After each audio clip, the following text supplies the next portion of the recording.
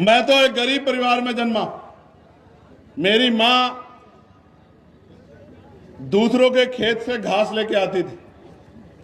मैं स्कूल से आता था, उस घास की गठरी को पकड़ के लेके आता था कि अपनी मां का बोझ थोड़ा सा कम कर सकूं। और मेरी मां इसलिए घास लेके आती थी कि दूध बेच के वो कुछ पैसे जुटा सके और हमारी जरूरतें पूरी कर सके। आज भी हमारी माएं बहनें बहुत बड़े पैमाने पे खेत ना होते भी खेतों में जाके घास लाके दूध बेच के अपने घर को चलाने का काम करती। मैं ऐसी मातृशक्ति को जय भीम करता हूं।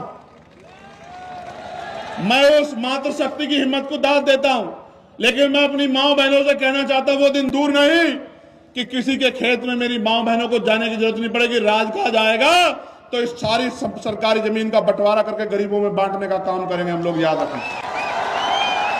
मैं फिर कह रहा हूं, भले ही आपके पास नहीं आता हूं, भले ही आपके घरों तक नहीं पहुंचता हूं, भले ही आपसे हाथ नहीं मिला पाता हूं, लेकिन वचन देके कहता हूं, अगर आंदोलन आगे बढ़ता रहा और आपने सहयोग आशीर्वाद वोट के रूप में दिया तो वो दिन दूर नहीं कि हर घर में चंद्रशेखर काम के रूप में आएगा, आजाद समाज पार्टी काम के रूप में आएगी।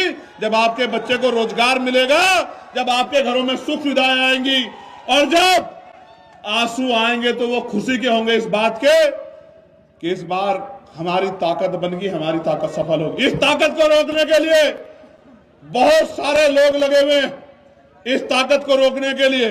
और वो ताकत मेरी नहीं रोकना चाहते, वो किसकी ताकत रोकना चाहते हैं? वो आपकी ताकत रोकना चाहते हैं, वो आपको कमजोर करना चाहते हैं।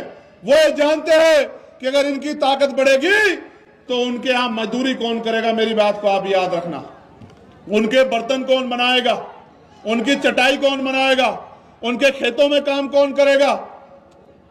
तमाम तरह के जो उनके अपमान का जो काम करना पड़ता है वो कौन करेगा, उनके सफाई का काम कौन करेगा, सीवर में कौन उतरेगा, मैला कौन उठाएगा।